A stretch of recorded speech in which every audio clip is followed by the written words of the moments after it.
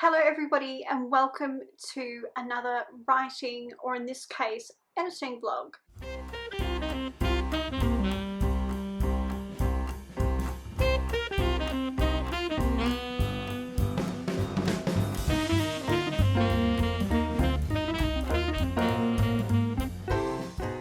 So today I have a number of things I need to do. I need to prepare a blog post to release on Thursday, just so I can get into the habit of releasing something weekly on my website. So I need to write that one. I'm going to start editing Missing, and I'm going to start with the third part of the checklist because I've already done the first part of my fourth draft checklist. That's complete. And then I'm going to start with the third part because it's super easy. It's just a find and replace thing. I just look up certain words, read the sentence over and over again, and in some cases I'll have to sort of rewrite the sentence or start the sentence off in another way and move on to the next point. So I sort of feel like that's the easiest point to start with my fourth draft checklist. There's nothing in terms of plot that needs to be changed. It's purely just sentence structure type of things, and that's why I feel like I'm putting it off. It's just that really annoying type of rewriting that you'd have to do at this stage, and I think that's why I keep putting it off. So I'm gonna start with the easiest thing and just make the barrier to entry super easy for myself. I'm going to do this in 20-minute sprints. I know that sounds absolutely crazy, but I'm going to do it in 20-minute sprints, and I'm going to give myself a break between the sprints. So I'll do 20 minutes on and 20 minutes off, and I'll do something else, whether it's like maybe I'll read or do another business task that I have. Maybe I'll work on the script for another video that I want to do, as well as I'm sort of tossing up whether I should do the AuthorTube newbie tag or the 2.0 version. So I'm sort of undecided as to whether I want to do that. And today I've checked that I've ordered a few things related to vlogging. Well, it's actually all podcast related, so I'm super excited. So at some point I'm going to do like a super nerdy unboxing, and I'm also considering doing I've really tried to do something different with my hair today, and I feel like I've just failed. Like, really failed at hair today. So it's not any different than any other day, but I really tried to do something different, and I don't know, I'm just not happy. And I'm also wondering if you're actually interested in me talking about podcasting for writers, in the sense of what technology you need to start, because it's often the most expensive, and I've made a few mistakes, purchasing errors, and nothing I've purchased is particularly terrible. I think that's pretty extreme to use the word terrible, but I've purchased some things, and the harsh reality is I probably needed to purchase other things, and I've actually purchased something that's arrived. I think it's actually arrived right now. I think it was handed to me just like an hour before I started my blog. I'm gonna film that unboxing as well. So if you're interested in me doing something where I sort of compare the microphones that I do have, just so you can hear it, just so you can hear the difference and know why this other particular microphone that I've chosen the third time around is actually a great choice for me at the moment. So I've purchased another couple of things. I've purchased a few microphones as I've gone along in my podcasting journey, and they haven't been particularly terrible. They just haven't been good for this particular environment. You're probably not going to hear it because I edit these videos in iMovie, and I can actually filter that noise, the traffic. So you'll see cars driving past out my window, and I can filter out that traffic in iMovie, but I can't really filter it out in GarageBand, and I don't particularly want to purchase a really expensive editing software that's going to cost me, you know, X amount of dollars a month, because it really adds up when I can just purchase another microphone that's actually better suited to the environment that I have. So if you're interested in me talking about podcasting microphones and which microphone I actually recommend for certain environments, then let me know. Hit me up in the comments section below and let me know if you actually want to see that video.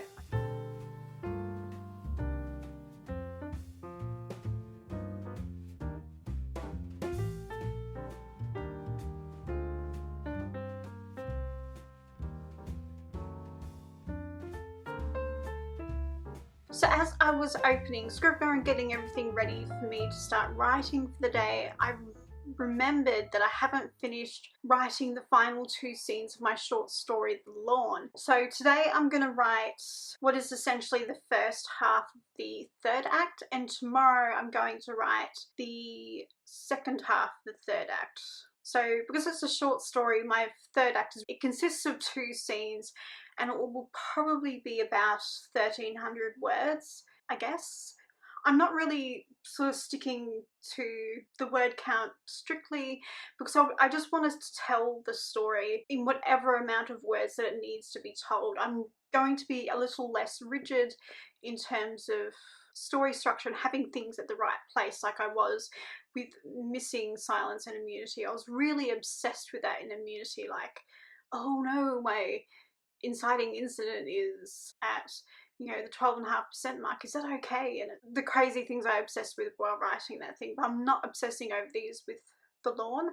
So the way I've been writing The Lawn is I'm fast drafting it and I'm editing it at the same time. Yeah, I'm essentially writing and editing it at the same time. Because when I wrote the story, it was heavily outlined. I edited the outline and everything is kind of locked in place at this stage. I'm quite happy with the story and the way it ends. Like, it doesn't have a neat ending, mainly because it's a short story, but I definitely hint at what happens after. You definitely know that there's real world consequences for the bad guy in the story, and I sort of feel like towards the end the reader will be hopefully satisfied with the ending. It's a bit of an unusual ending because it's not neat, but in this type of story, because it's so short, I really can't afford to wrap everything neatly in a bow. But you sort of get what happens if you read Missing. The events that occur in this particular story, The Lawn, they're referenced in Missing, so you already know that.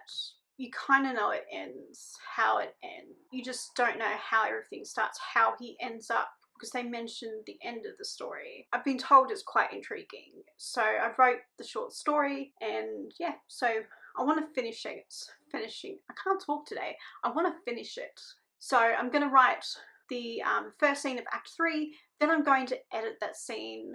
I'm going to do line edits and prepare the next scene for writing for tomorrow. Actually, if I feel like writing that last scene, I'm just going to write it, especially if I feel like doing it, because that's been half the battle with me this year, is I've been distracted by other things. It's really sad, but I want to finish this year strong. I want to publish a few things. So I am actually considering releasing this on the stores and then offering it like at 99 pence or cents, and then offering it to my mailing list for free. So I'm going to write and then I'm going to edit. So I'm going to write, do the writing sprint, do the editing sprint, then I'm going to take a break, and then I'm going, probably a reading break at this stage, and then I'm going to start the Missing revision / editing sprint, if that makes sense.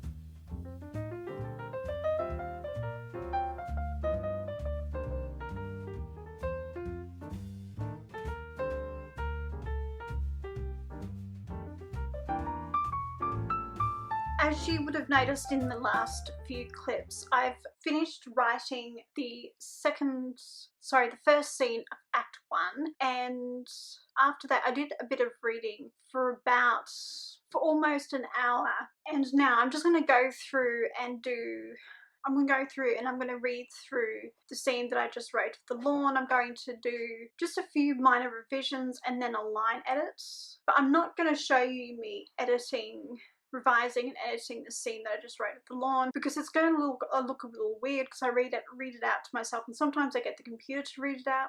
Actually, I'm pretty lazy, so I get the computer to read it out to me, and it just looks a bit weird, so I'm not going to show me fixing those particular mistakes, doing those revisions in this vlog, because it just looks a bit boring. So I'll check in with you later. So I've just finished revising and editing the first scene of Act 3 of The Lawn. And I've gone on to do a bit of scene blocking for the final scene, and in the final scene there's obviously the villain's speech, because I am writing a crime thriller, and just to keep it in, well, to genre expectations, I have decided to include the villain's speech. It's more just so you can understand the villain's motives, because it's not a longer story. I can't quite hint at it. I attempted to hint at it, but I don't have a ton of time to actually hint at this is why this person is doing what they're doing. So I have to sort of spell it out in this egotistical villain's speech, and then wrap up the story as best as I can with the time that I have, in the way that I want to wrap up this story, if that sort of makes sense. So in terms of word count, I haven't actually contributed a lot of words to the overall story, but I sort of feel like I've done a lot. Like, I've done a lot of research as I've written the scene. I then sort of went through and revised the scene, and I also did a line edit with the help of getting the computer to read the story over and over again. I think I did that like 3 or 4 times, possibly 5 or 6, and I used the robotic voice of Siri to do that. And one of the things, as I was writing this particular scene, I realised that for this book, because it happens over the span of with this story, it happens over the span of a few hours. So James is it's the same day over a few hours, and he's wearing the same outfit. What I didn't do is I didn't actually write down exactly what he was wearing. So I had to go back and flick through the scenes to make sure that was consistent. I kind of wished I did that. I just included it in his character biography. I got super clear on what it was that he was wearing. Usually in the James Bond prequel series, and definitely in the series that I'm calling Byline, which is after, you'll see why I've done that once you read the books. But in Byline and in the James Bond prequel series, he tends to wear a very similar style every day, and it's just because he's a creature of habit, and this is the way he likes to dress, and he has a very European style. Yeah, he's one of those people that when they turn up to work, they always wear a very similar thing, and you sort of look at them and think, do you just have like 12 different versions of that in your wardrobe? Does your entire wardrobe look like that? He's that type of person. So I had to go through and I couldn't work out if I gave him a trench coat in this particular story or not, but it turns out that maybe I didn't. Obviously, I will go through and revise this. I'm not just going to flick this off to an editor or chuck it up on Amazon. I'm gonna go through it, and after I finish the story, I will go through and obviously do revisions, send it off to an editor, and then do the whole book cover thing, and then obviously upload it to Amazon and all the other stores. But before I get ahead of myself, yes, so because the final scene has the villain's speech and a few other things, it sort of happens quickly in quite a short amount of time, so it needs to be sort of action-packed, but it needs to be, I sort of feel like this scene probably needs to be quite long. It needs to be probably twice as long as the previous scene. There's a part of me that wants to do this now, but I don't want to rush it. So I'm going to do this first thing tomorrow. But I've written about 172 word sort of scene blocking outline, and roughly, sorry, I'm just going to use my calculator.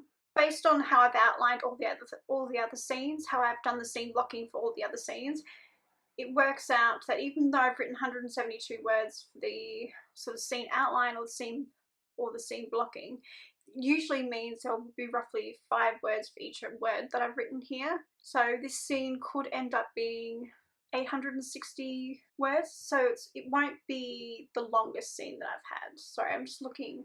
Because I write thrillers, I tend to write in scenes, and I like to keep my chapters short, so usually 1 scene per chapter.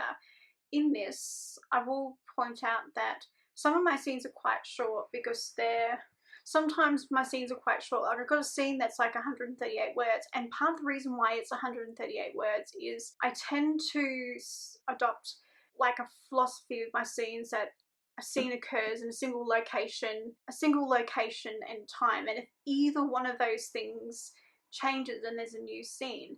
So I've had moments where I've needed to include a particular scene because it's in a different location, but I sort of need to explain roughly how he's gotten to, I've had to explain how someone's gotten somewhere in the state that they are. So they look one way in one scene, and then there's a bit of time gap, and then they turn up in looking another way, and I need to explain why they're behaving the way they do, because it's important for the reader to understand this is why they're not successful in this particular event. I'm trying not to explain it without spoilers. So tomorrow I will write the final scene of the lawn. I'm actually considering spending the rest of the day writing because my brain just feels like I feel super brain dead. So yeah, I didn't get everything I wanted done today. I guess one of the most important things that I did today is I wrote, like I've done half of Act 3, so I've almost finished my short story, which means I can start finding readers for my series before they're published. So yay! The other thing that I wanted to do was I wanted to write a blog post, and I'm probably not going to get to do that. Maybe I'll write an outline. Actually, I have an outline for this. Maybe I'll add notes in Evernote, and I obviously haven't started revising. Maybe I'll do like a 20-minute editing sprint just to get started, and then I will just read, because at the moment it's 5:45. I'm just tired. It sounds like an excuse, but my brain just feels like it died. Super happy as to what I achieved today, which not all days are like that, but yeah, today I felt like I was really successful. So due to the length of this writing vlog, I'm going to end it here. So if you love this video and you like writing vlogs just like this, give it a thumbs up. And if you're new to my channel, then hit the subscribe button and click the bell icon so you can be notified about more videos just like this. Thank you for watching, and I'll see you in part 2 of this vlog. Bye!